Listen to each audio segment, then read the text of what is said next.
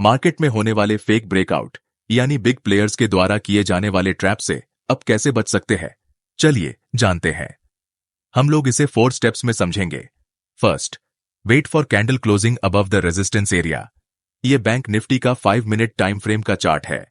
यहां पे market up trend के बाद छोटा सा करेक्शन करने के लिए नीचे आती है और पिछले अप ट्रेंड में जो बायर्स एंट्री नहीं कर पाए वो सभी ब्रेकआउट के बाद फिर से एक बार ट्रेंड कंटिन्यूएशन होगा।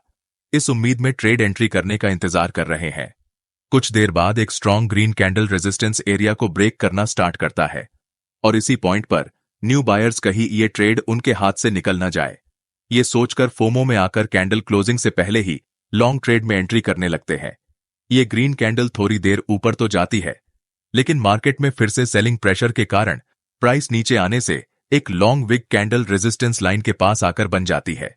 जो भी बायर्स ने ये रेजिस्टेंस एरिया के पास रनिंग कैंडल में बाय किया था उन सभी का स्टॉप लॉस लोअर लेवल्स पर जैसे ही हिट होता है तो मार्केट में एक पैनिक सेलिंग आती है और प्राइस तेजी से नीचे गिर जाती है।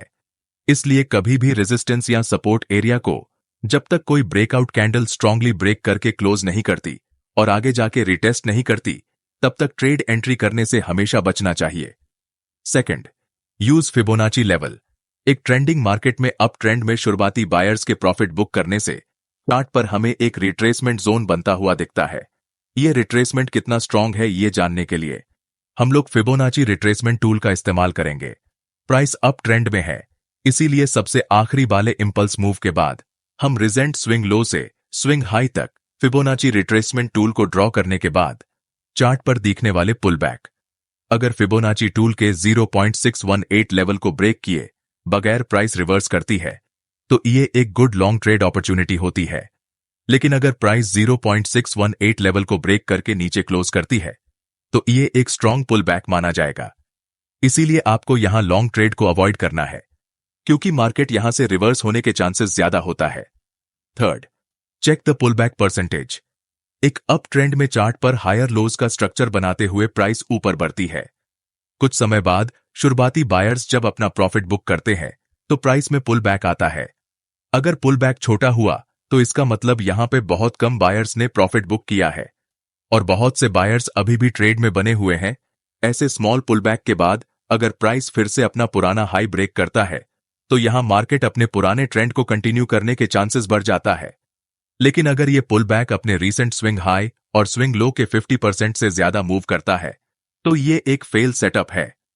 यहां पर ज्यादातर बायर्स ने अपना प्रॉफिट बुक कर रहे हैं तो आपको यहां लॉन्ग ट्रेड नहीं करनी चाहिए। Fourth, use RSI indicator for trade entry. Market में अप ट्रेंड के दौरान प्राइस पुल बैक लेने के कारण चार्ट पर एक फ्लैग एंड पोल का प्राइस एक्शन पैटर्न बनता है और जैसे ही एक green candle flag and pole pattern को ब्रेक करते हुए ऊपर जाके क्लोज करता है तभी कुछ न्यू ट्रेडर बाय करना स्टार्ट कर देते हैं। लेकिन कुछ देर बाद प्राइस नीचे आते हैं और इन सभी का स्टॉप लॉस हिट करके नीचे चला जाता है और यहां बायर्स ट्रैप हो जाते हैं। इस ट्रैप से बचने के लिए हम यहां पे RSI इंडिकेटर का इस्तेमाल करेंगे। यहां पे मार्केट हायर हाई का फॉर्मेशन बनाती है मगर सेम लेवल पर RSI में लोअर लोज का फॉर्मेशन बना हुआ है। इसका मतलब इस पॉइंट पर बेरिश डाइवर्जेंस क्रिएट हुआ है। ऐसे सिचुएशन में आपको लॉन्ग ट्रेड में एंट्री करने से हमेशा बचना चाहिए। अगर आपको ये वीडियो पसंद आया और आपको कुछ सीखने को मिला तो वीडियो को लाइक और चैनल को सब्सक्राइब करना ना भूलें।